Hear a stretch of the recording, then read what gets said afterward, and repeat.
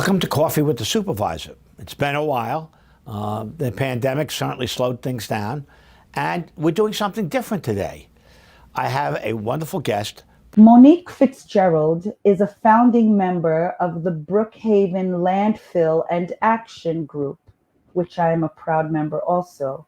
She is a lifelong resident of North Bellport and an organizer and activist fighting to ensure that Black Lives Matter throughout Long Island and beyond.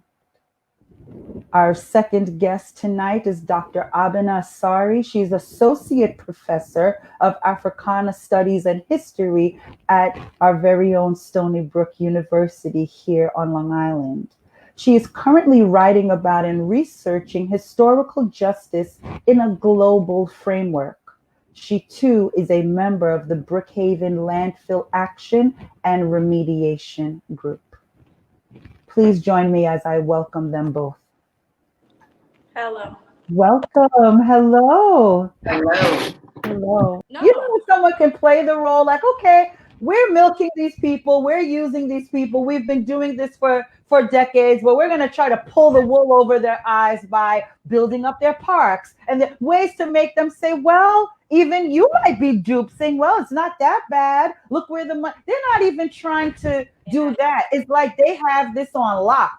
But no, we're here to say to you tonight, it's getting unlocked. You're exposed, not just in Brookhaven, across the United States, across the globe, any and everyone who sees this. I need you to help put a stop to this. If you claim to care about children, if you claim to be a part of a national parents union that fights for the rights of children, there's nothing to fight for if the children are dead because they can't breathe. Let's just put everything into the proper perspective here. We're talking about life, breathing, inhaling air that is so dirty and toxic that it literally causes your lungs to start to close up and get black. We're not talking about people that smoked a pack of cigarettes every day of their life for the past 20 years. We're talking about innocent children and people who are just living day to day. We got to drive this home because people try to rationalize stuff and make things okay and pretty it up. There's nothing pretty about this. It's ugly through and through. It's surely ugly. And you brought up the children, and that just brought me back to one of the key points that I like to always make when I'm talking about the Brookhaven landfill. The Brookhaven landfill came here in this town in 1974, but they also brought something else here after the fact, and that was a shelter. So Help Suffolk USA has a shelter in North Bellport, and it houses families, large families. So that means that there are more children being affected by this than there are adults. And advocacy was to close the school down.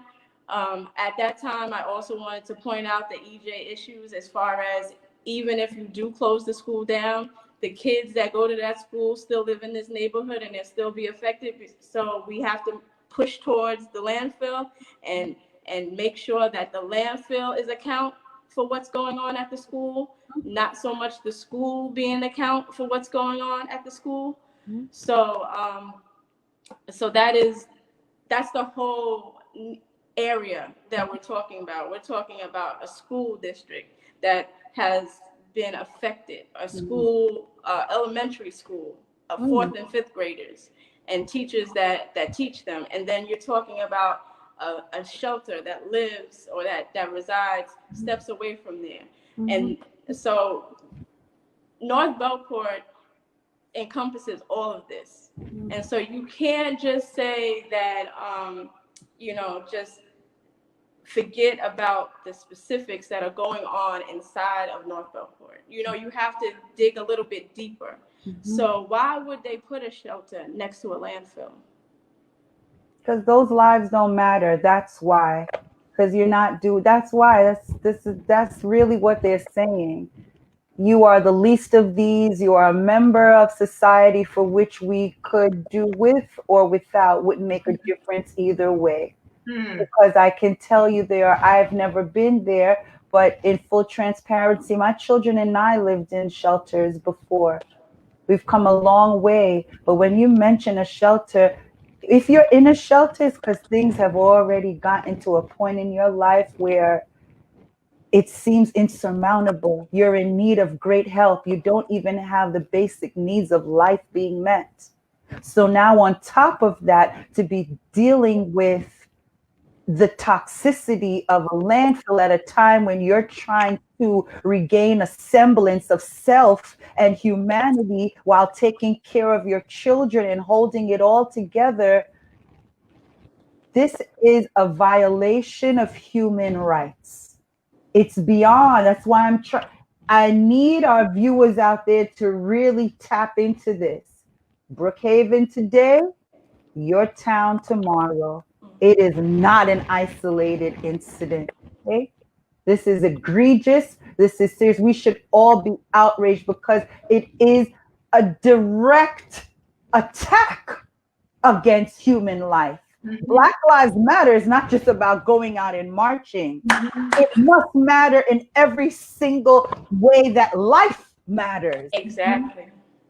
Not just stop shooting us or defund police. No, that's just hey, we got to grow up to get to that point first. Are these babies going to grow up? What are the issues they're having? This is an adverse childhood experience that they are going through continually. It's a continual assault. Yep.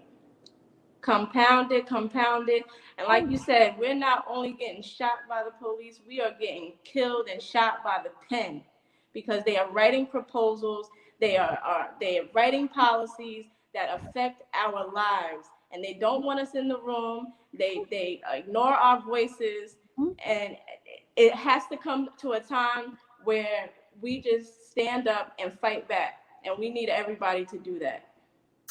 We sure do. And this is a particularly urgent time in terms of the Brookhaven landfill, because as of now, one of the things that we were speaking about is that the town has been saying that the landfill would close in 2024.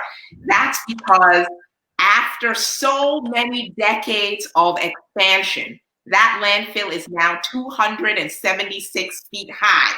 It is one of the highest points in all of Suffolk County. It is a mountain there.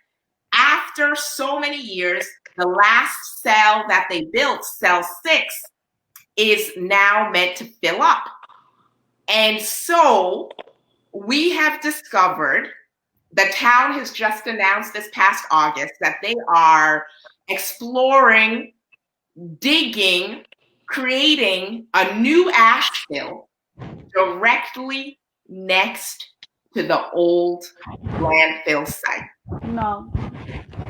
Initiating a process that would ensure that the disproportionate impact is compounded for the next 50 or 100 years.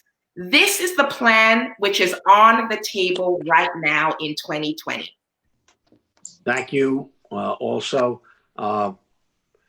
no community should suffer injustice, environmental or otherwise. And I know as supervisor, I try hard. I hope I succeed at the end of the day in trying, as my colleagues try, and each colleague tries very hard to make sure that the communities that comprise Brookhaven are adequately represented and that there is no injustice, environmental or otherwise, that impact any of these communities. And it weighs on our mind every single day. But these are lives, real people. This is a real issue, ladies and gentlemen. The Brookhaven landfill. Brookhaven, town of Brookhaven, shame on you. Shame on you. You should be doing better than this. And the time for change, it's now. Listen, stay well. Have a happy holiday.